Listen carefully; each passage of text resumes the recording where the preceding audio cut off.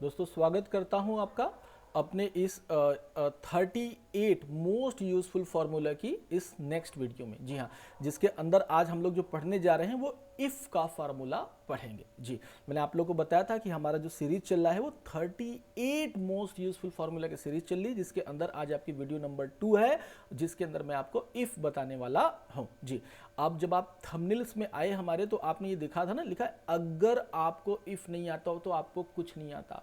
तो क्या ये मैं आपको केवल डरवाने के लिए लिख रहा हूं, या मैं आपको किसी किस्म का जस्ट केवल आपका कंसंट्रेशन अपनी वीडियो पे खींचने के लिए लिख रहा हूं? नहीं सर, बिल्कुल नहीं। मैं आपको एकदम क्लियर बात बताना चाहता हूं कि जो कि यहां पर आपको समझ में आएगी जब मैं आपको ये इफ का फार्मूला बताऊंगा। एक्सेल के अंदर वैसे तो बहुत सारे फार्मूले हैं, लेकिन ये जो इफ का फार्मूला है ये कंडीशनल फार्मूला है। जी हाँ, और अगर आपको ये इफ का कंडीशनल फार्मूला नहीं आता तो इस पे डिपेंडेंट जितने भी सारे के सारे फार्मूलेज होंगे वो भी आपको नहीं आएंगे। जैसे अभी आप आगे के जब वीडियोस में जाएंगे तो आपको समझ भी नहीं आएगा, आपको यहाँ पे आपको सम इफ्स भी नहीं समझ में आएगा, आपको ना तो काउंट समझ में आएगा ना तो काउंट इफ समझ में आएगा। इसीलिए मैंने आप लोगों को यहाँ पे लिखा हुआ है कि अगर आपको इफ नहीं आता तो आप यकीन मान लीजिए कि आपको एक्सेल में बहुत दिक्कत होने वाली है। ठीक है, तो इस फॉर्मूले को समझेंगे, क्योंकि जितनी भी कंडीशनल फॉर्मूलेज होते हैं वो सारे के सारा जिनका जो बेस है वो इफ का फॉर्मूला है। ठीक है, चलिए, तो लेकिन हाँ, इफ के फार्मूले को समझने के लिए कुछ बेसिक्स चीजें आपको पहले समझनी होगी। एक मैंने आपको right from the very beginning में क्या बताया कि इफ का फार्मूला क्या है, एक कंडीशनल फार्मूला है। तो सर ये जो कंडीशनल फार्मूला है होता है वो क्या करता है, कंडीशनल फार्मूला ऐसे बोलता है जैसे अगर सही हो तो ऐसा करो, अगर ये सही हो तो वैसा करो। यानी आपको कंडीशंस देता है, मल्टीपल कंडीशंस देता है, और उन मल्टीपल कंडीशन के बेस पे आपको ये फार्मूला क्या करना होता है, इंप्लीमेंट करना होता है। चलिए, तो मैंने कुछ कंडीशन यहाँ पे लिखी हैं। अच्छा, ये एग्जाम्पल मैंने लास्ट वाली वीडियो में दिया था तो मैं अब इसको बहुत ज़्यादा डिटेल नहीं देने वाला हूँ। यहाँ पर बस मैंने एक नया कॉलम ले लिया है पास और फेल का, है ना। ये हमारा सक्सेस इंटरनेशनल स्कूल और उसकी एक छोटी सी मार्कशीट है ना, और ये सब बच्चों के टोटल मार्क्स निकले हुए हैं, राइट। अब इन मार्क्स के बेस पे मुझे निकालना है बच्चों का पास या फेल, कि अगर कोई बच्चा, देखिए यहाँ पे कंडीशन दी गई हुई है, कंडीशन को पहले समझेंगे तभी हम कर पाएंगे इस क्वेश्चन को, ठीक है ना। हाँ, तो कह रहा है आपसे कि अगर कोई बच्चा ऐसा है जिसके सर टोटल मार्क्स क्या है, टोटल मार्क्स, मैंने बीच में गैप नहीं दिया है, मैं थोड़ा सा गैप दे देता हूँ। कह रहा है सर अगर आपका जो टोटल मार्क्स है 120 नंबर से ऊपर है ना, तो उस बच्चे को क्या मान लिया जाएगा, एक्सीलेंट मान लिया जाएगा। अगर कोई बच्चा ऐसा है जिसके 100 मार्क्स से ऊपर है तो उसको क्या मान लेंगे, गुड्स मान लेंगे, मतलब वो गुड है, अच्छा है। अगर कोई बच्चा ऐसा है जो 70 तक नंबर लाया है, चलो ठीक है, उसे पुअर मान लेते हैं। और अगर कोई बच्चा ऐसा है जो 70 से भी नीचे नंबर के लेकर के आया हुआ है तो हम उसे सीधे सीधे फेल मान लेंगे। ये हमारा जो स्कूल है उसका एक छोटा सा रूल है। अच्छा, एक जो सबसे बड़ी की पॉइंट है जो मेरे को बहुत ज़्यादा क्वेरी बच्चे पूछते हैं कि सर आप मुझे एक बात बताइए कि हम पता कैसे करें कि इफ़ का फॉर्मूला कहाँ लगेगा या कहाँ नहीं लगेगा। बिल्कुल लॉजिकल क्वेश्चन है। अगर कोई एक्सेल में नया है और बिगिनर लेवल पे है तो उसको ये दिक्कत आती है कि इफ़ का फार्मूला हम कहाँ पर इम्प्लीमेंट करें और कहाँ पर इम्प्लीमेंट ना करें। तो मैं आपको बहुत क्लियर बता रहा हूँ, देखिए इफ़ का फार्मूला केवल वहीं पे लगेगा जहाँ कंडीशन आएगी। कंडीशन क्या बोलता है, ऐसा करें या ऐसा ना करें। अब जैसे मान लीजिए आप किसी स्कूल में काम कर रहे हैं तो वहाँ का जो प्रिंसिपल होगा वो आपको ऐसे कोई क्वेश्चन का कोई सम थोड़ी देगा कि आप जाओ और जाकर इसको सॉल्व करके लाओ। वो आपसे क्या बोलेगा, अब जैसे सपोज एक सिनेरियो लीजिए, मान लीजिए आपने बोला कि जी दीपावली आ रही है और आप ना अपने सारे टीचर्स को कुछ गिफ्ट्स बांटना चाहते हो या कुछ बोनस देना चाहते हो। अब आप ये बोल रहे हो कि अगर मान लीजिए ऐसे जितने टीचर्स हैं जो 365 दिन पूरे साल के साल आए हैं, है ना, उनको आप ना 5,000 रुपये का बोनस दोगे। कुछ टीचर्स ऐसे हैं जो 200 दिन आए हैं, उनको आप दोगे 2,000 रुपये का बोनस। कुछ टीचर्स ऐसे हैं जो 180 डेज आए हैं केवल जस्ट, तो उनको आप क्या दोगे, 1,000 रुपये का बोनस दोगे। और 180 डेज से भी जो छुट्टी मारने वाले टीचर्स हैं उनको कोई बोनस नहीं दिया जाएगा। तो उन्होंने बस एक वर्बली आपको बोल दिया। अब ये डिपेंड आपको करना है, आपको सोचना है कि अच्छा उन्होंने जो ये बात बोली वो तो कंडीशन में है कि अगर ऐसा हो तो इतने दिन आए तो इतना करो, इतने दिन आए तो इतना करो। तो अब आपको दिमाग लगाना है कि वहां पर जो फार्मूला लगेगा वो हमारा फार्मूला किसका लगेगा, इफ का लगेगा, राइट है। देखो इसका कोई हार्ड एंड फास्ट रूल नहीं है, लेकिन इसका एक ही क्लियर रूल है कि आपको वहां पर ये देखना है कि क्या कंडीशन आ रही है। अगर कंडीशन आ रही है तो आपका ये वहां पर इफ लगेगा, राइट। चलिए, तो देखिए हमारा जो ये सक्सेस इंटरनेशनल स्कूल है वो क्या कहता है, वो कहता है सर कि देखिए मैं ना बड़े साफ साफ लिखा हूं, अगर आपको इफ का फॉर्मूला लगाना है तो आपको एक बात और याद रखनी है कि इफ का फॉर्मूला हमेशा बड़े से छोटे की तरफ चलता है। बड़े से छोटे की तरफ का मतलब क्या, हमने सबसे पहले बोला 120 नंबर वालों को एक्सीलेंट दे दीजिए, 100 नंबर वालों को गुड दे दीजिए, 70 नंबर वालों को पुअर दे दीजिए, और बिलो 70 अगर कोई है तो इसको फेल करिए। यानी अब मैंने अपने हिसाब से अपने दिमाग से इसको लिखा हुआ है। मैं चाहूँ तो पुअर वालों को पहले लिख दूँ, एक्सीलेंट वाले को नीचे लिख दूँ, फेल वाले को ऊपर लिख दूँ, लेकिन नहीं, मैं ऐसा नहीं करता।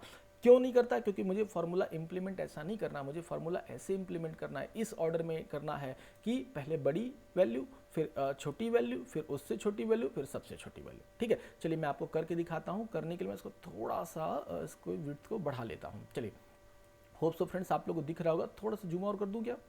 थोड़ा सा जूम करता हूँ। चलिए, अब फार्मूला स्टार्ट, आपको पता ही है, पहले तो इक्वल साइन लगेगा, उसके बाद इफ ब्रैकेट।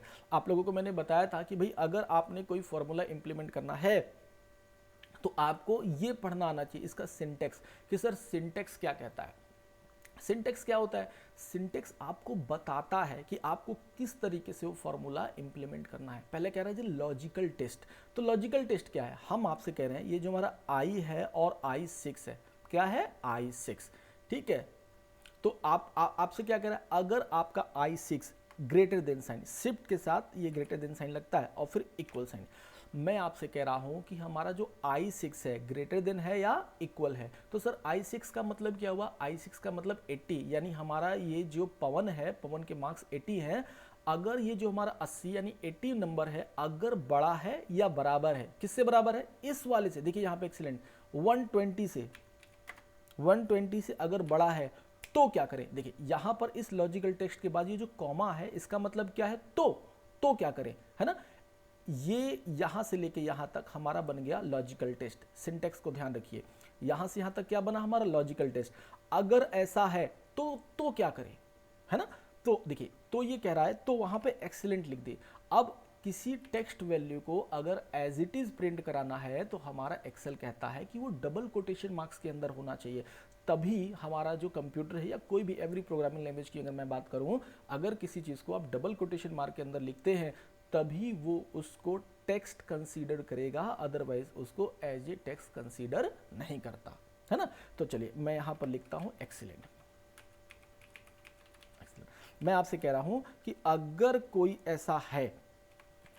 कोई ऐसा है जिसके 120 नंबर से, कोई का मतलब अगर ये हमारा I6 में तो 80 है, इसका मतलब ये कंडीशन क्या है? गलत। अभी मैं आपको समझाऊंगा, बस मैं पहले एक बार टाइप कर दूं फिर आपको अभी एक्सप्लेन करता हूं।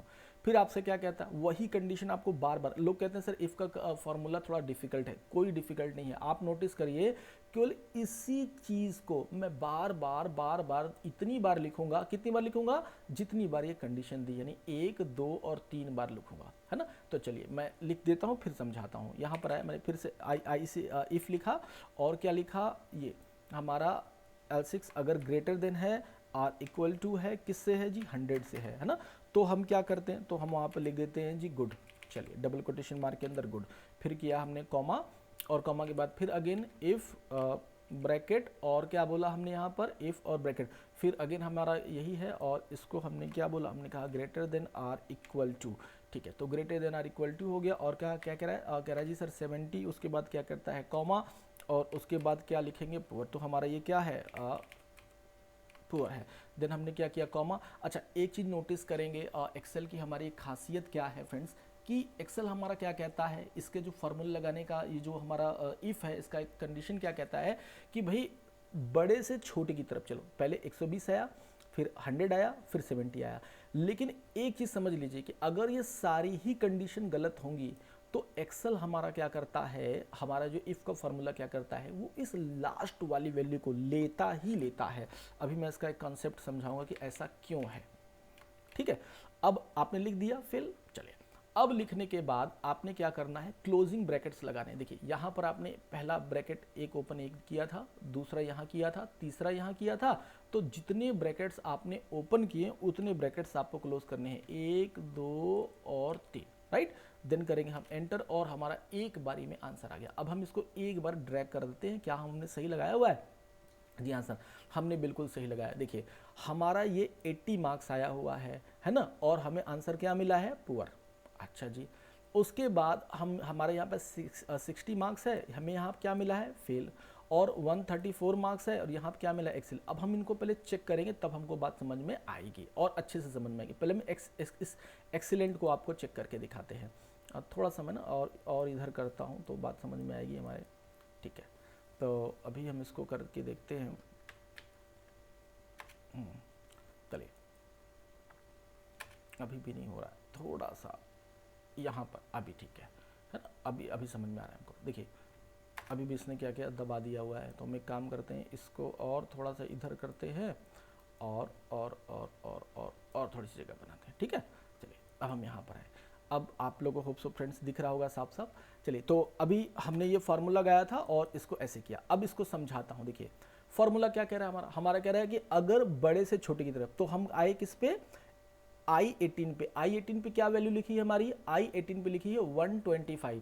तो पहले कह रहा है क्या 125 120 से बड़ी है, हाँ जी बिल्कुल बड़ी है, मतलब ये 125 यहाँ लिखा है और ये कह रहा है I18, तो I18 पे 125 है।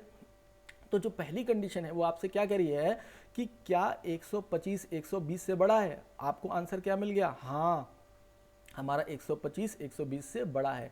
तो एक्सेल ने क्या किया, फिर एक्सेल ने यहां से यहां तक चेक ही नहीं किया, बिल्कुल यहां से यहां तक उसने चेक ही नहीं किया। देखिए इस इफ के फॉर्मूले की एक आदत है कि जहां इसको सही वैल्यू मिल गई इसके हिसाब से, उसके बाद वो आगे को चेक ही नहीं करेगा। आपने फार्मूला लगाया क्यों था, आपने फार्मूला ये लगाया था कि अगर हमारे पास कोई भी ऐसा पर्सन है जिसकी, ये देखिए यहाँ पर 120 नंबर से ज़्यादा है, उसको एक्सेलेंट लिखो और बाहर आ जाओ। तो ये आया और इसने चेक किया कि ये हमारा I18 पे 125 है, क्या I18 120 से बड़ा है, उसको मिल गया, हाँ बिल्कुल बात तो सही है, बड़ा है। तो उसने क्या किया, आगे कुछ चेक ही नहीं किया और यहाँ पर एक्सीलेंट लिखा और मामला खत्म। चलिए अब हम इसको करके देखते हैं। यहाँ पर क्या किया, जब हमारा यहाँ पे फॉर्मूला इंप्लीमेंट हुआ तो I6 में कितने मार्क्स हैं, 80 मार्क्स है। तो ये जो 80 मार्क्स है ये आपसे बोल रहा है कि सर क्या ये जो आपका 120 है क्या वो 100 से बड़ा है, बिल्कुल जी बड़ा है ना। तो हम यहाँ पर आगे आए, उसके बाद फिर जब हम यहाँ पर आए तो क्या कहता है, आई जो आपका 6 है क्या ये 100 से बड़ा है। देखिए यहाँ पर जो हमारे पास जो वैल्यू है 120 से बड़ी नहीं थी, इसलिए हम आगे आए। और चूंकि जब हम यहाँ पर आए तो आपके पास क्या है, देखिए greater than or equal to, तो ये जो हमारा I6 है वो 100 से बड़ा तो नहीं है, ठीक है, लेकिन क्या है ये आपका बराबर वाली वैल्यू पे है। तो सॉरी मैं थोड़ा सा कंफ्यूज हो गया, इस वाली वैल्यू पे नहीं आएगा, इसे भी छोड़ देगा, क्यों, क्योंकि 100 से बड़ा नहीं है। अब जब हम यहाँ पर आएंगे तो ये जो कंडीशन है हमारी वो यहाँ पर लागू होगी, जी हाँ, है ना। मैं उसको यहाँ पे लगाने लगा था। जब हम यहाँ पर आएंगे तो इस जगह पे हमारी वो कंडीशन लागू होगी। ये आपसे क्या कहता है, I6 क्या आपका greater than or equal to 70, बिल्कुल सर, है ना। तो ये क्या कह रहा है कि जब हम यहाँ पर आए तो ये तो 80 है ना, तो यानी 70 से क्या है, ये बड़ा है। ध्यान से देखिए ये 80 70 से बड़ा है, इसलिए यहाँ पे क्या लिखा, पुअर लिखा, ठीक है। और जब हम इस पे आएंगे तो यहाँ पर वही मामला बिल्कुल उल्टा हो जाएगा। पहले ये चेक करेगा तो क्या ये वैल्यू सही है, नहीं वैल्यू सही नहीं है, आगे बढ़िए। क्या ये वैल्यू सही है, नहीं ये वैल्यू भी सही नहीं है, आगे बढ़िए। अब आपसे पूछ रहा है कि क्या ये जो I19 है 70 से बड़ा है, नहीं सर उससे भी बड़ा नहीं है, यानी उससे छोटा, क्योंकि यहाँ पे 60 है ना, देखो ध्यान से, यहाँ पर 60 है और ये 60 70 से बड़ा है, नहीं ये 60 70 से बड़ा नहीं है। तो इसका मतलब अगर सारी ही कंडीशन गलत हो जाती है तो हमारे इफ़ के फार्मूले की एक आदत है, एक इसका जो एक सिस्टम ये है कि वो ये कहता है कि अगर सारी ही कंडीशन गलत हो गई, जो कि यहाँ पर हुई है ना। इससे पहले वाले में क्या होती, 2 कंडीशन गलत हुई थी, पहले वाले में तो कोई कंडीशन गलत नहीं थी। तो यहाँ पर अगर सारी ही कंडीशन गलत हो जाती है तो ये फेल को अपने आप ही प्रिंट कर देगा, आपको कुछ नहीं करना, है ना। तो इस तरीके से हमारी तीनों वैल्यूज को उसने ले लिया और चौथी वैल्यू के लिए हमको अलग से लिखना क्यों नहीं पड़ा, क्योंकि हमारा इफ का फार्मूला ये बोलता है कि अगर कोई कंडीशन आ जाए कि जिसमें सारी ही वैल्यू गलत है। अब देखिए जो 60 है वो ना तो 120 से बड़ा है, ये जो हमारा 60 है ना तो 100 से बड़ा है, ये जो हमारा 60 है ना तो 70 से बड़ा है। अगर वो किसी से बड़ा नहीं है तो इसका मतलब है कि आखिरी वाली वैल्यू को तो प्रिंट आपको करना ही करना पड़ेगा। तो अगर वो किसी से बड़ा नहीं है तो इसका मतलब है कि आप आखिरी वाली वैल्यू को, अब हमने यहाँ पे फेल लिखा था तो आखिरी वाली वैल्यू फेल प्रिंट कर दिया उसने। अगर मैं यहाँ पे अपना नाम ही लिख देता, सपोज मैंने यहाँ पे अपना नाम पार्थ लिख दिया, तो आखिरी वाली वैल्यू में क्या करेगा, पार्थ को ही ले लेगा और प्रिंट करके क्या हो जाएगा, बाहर आ जाएगा और इसका मामला यहाँ पे खत्म होगा, राइट। चलिए होप सो फ्रेंड्स आप लोगों को समझ में आएगा, और मैंने पूरी कोशिश की है आप लोगों को समझाने के लिए, लेकिन आपको ये तब तक नहीं समझ में आएगा जब तक आप इसको खुद प्रैक्टिकली इंप्लीमेंट करके नहीं देखते। आपको ज़्यादा नहीं समझ में आता, कोई बात नहीं, आप एक काम करिए, 2 बार 3 बार इस सीट को अपने एक्सेल पे टाइप करिए, या मेरे लिंक से आप डाउनलोड भी कर लीजिएगा। तो जब आप इसको 2 बार 3 बार करेंगे ना, तो आपको क्लियर होगी। हाँ, ये है वो फार्मूला जो मैंने यहाँ पे लगाया है। मैं थोड़ा सा इसको जूम कर देता हूँ ताकि आप में से कोई हो तो आप इसको नोटेड डाउन भी कर सकते हो, ठीक है। होप सो फ्रेंड्स आप सबको मेरा ये एक्सप्लेनेशन पसंद आया होगा, और अगर आपको मेरी ये वीडियो पसंद आई है और बाकी के ये 38 हाँ ये 38 फॉर्मूलेस अगर आप लोग को देखने हैं और मेरे साथ आपको आगे चलना है, तो मेरे इस चैनल को प्लीज़ से प्लीज़ सब्सक्राइब करिए फ्रेंड्स। बड़ी मेहनत से आप लोगों के लिए वीडियोस मैं बनाता हूँ। Thank you friends, thanks for this watching this video, thank you very much.